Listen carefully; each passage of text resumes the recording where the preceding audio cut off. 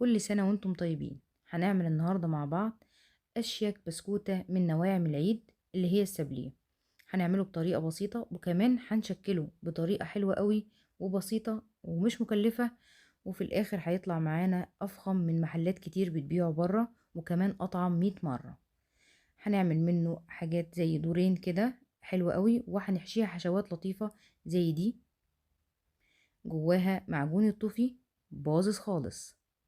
شوفي البسكوت عاملة ازاي، وشوفي كمان واحدة كمان دور واحد هنشوفها مع بعض، وشوفي البسكوتة جواها عاملة ازاي، روعة.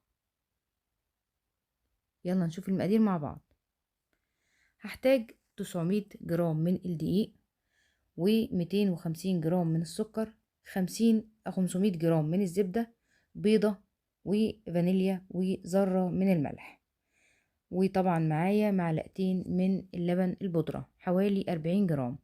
وهكتب لكم طبعا بالكيلو وبالجرام زي ما قلنا كده يا جماعة. الزبدة بتاعتنا 500 جرام، زبدة لينة كده بدرجة حرارة المطبخ، وعليها السكر بتاعي 250 جرام. هبدأ دلوقتي أخفقهم مع بعض كويس جدا. ببدأ بسرعة بطيئة وبعد كده بزود السرعة. هنزل دلوقتي حبيتين البيض بتوعي، وبعد كده هحط عليهم ورقتين الفانيليا، لكل بيضة ورقة فانيليا، وهرجع تاني اضرب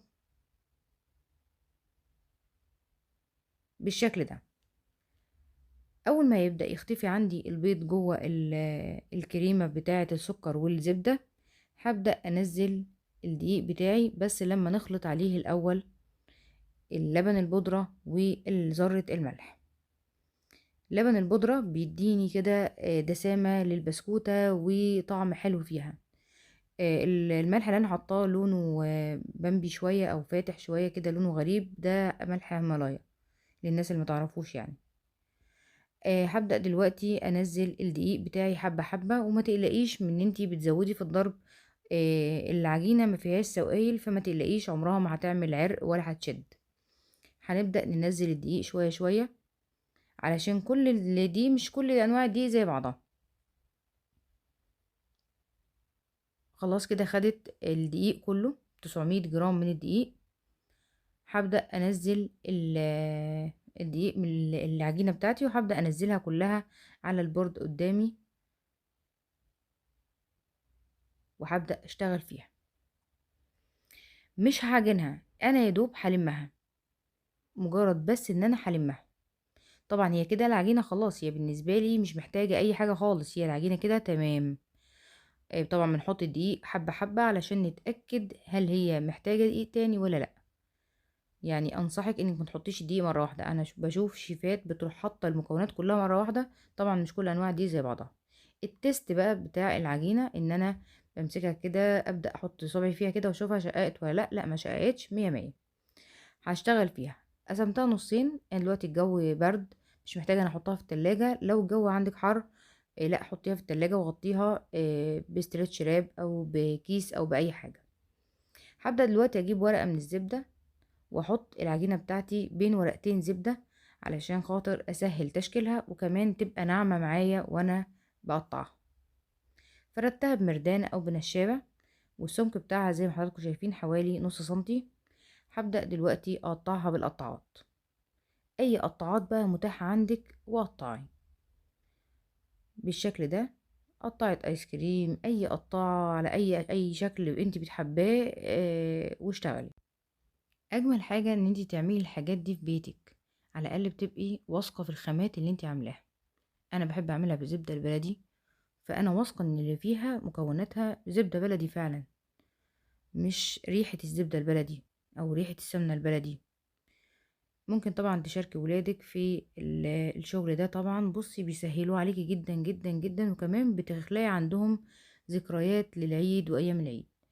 بالطريقة دي بقى هبدأ أجيب ورقة زبدة كده يمين وشمال، واخد بقية الفوارغ بتاعة العجينة وألمها تاني مرة تانية وأشيلها تريح.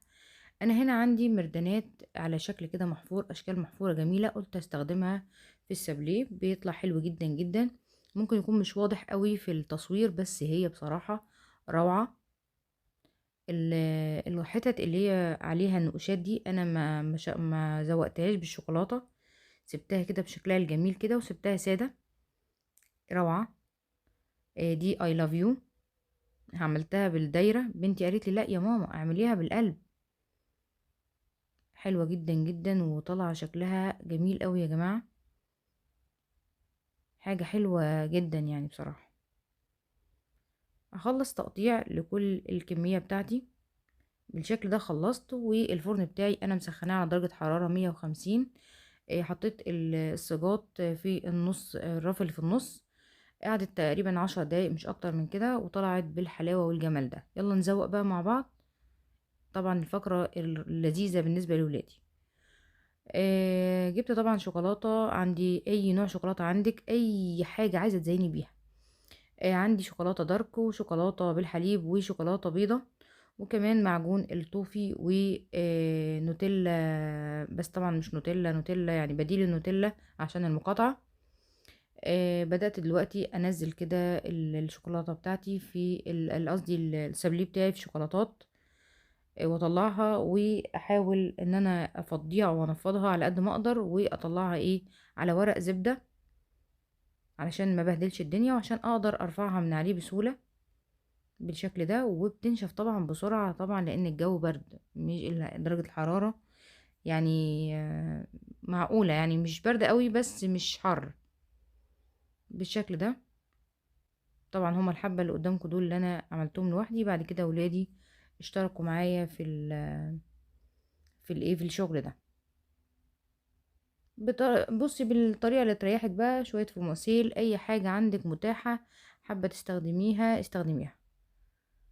ابدعي، ابدعي بقى في المرحلة دي، طلعي كل ابداعاتك الفنية في تزيين السابليه.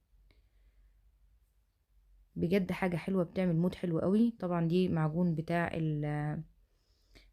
بتاع التوفي، وبعض الوحدات برضو الصغنانين كده حطيت فيهم النوتيلا اللي هي النوتيلا المصرية مش المقاطعة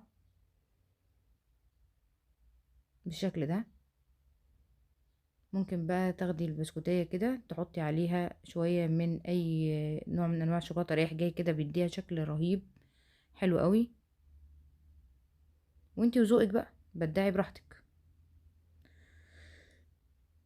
بالشكل ده كده. هسيبهم طبعا كل ما بينشف حبة بنقلهم على الصينية بتاعة التقديم، وارجع تاني اكمل بالشكل ده. دي الخريطة بتاعتي بعد ما خلصت، ودي النتيجة النهائية. روعة يا جماعة، وطعمها تحفة تحفة تحفة والله. يعني اتمنى انك تجربيها بالمقادير بتاعتي وما تراجعيش ورايا. المقادير بتاعتي دي انا معتمداها من سنين، ما بغيرهاش، بتطلع معايا تحفة جميلة جدا جدا جدا. بسكوتة حلوة مقرمشة وفي نفس الوقت حنينة، جميلة جدا جدا، حاجة روعة. اتمنى الطريقة تعجبكم، ولو عايزين اعمل لكم اي حاجة اكتبولي في الكومنتات. وكل سنة وانتم بألف صحة وسلام. سلام عليكم.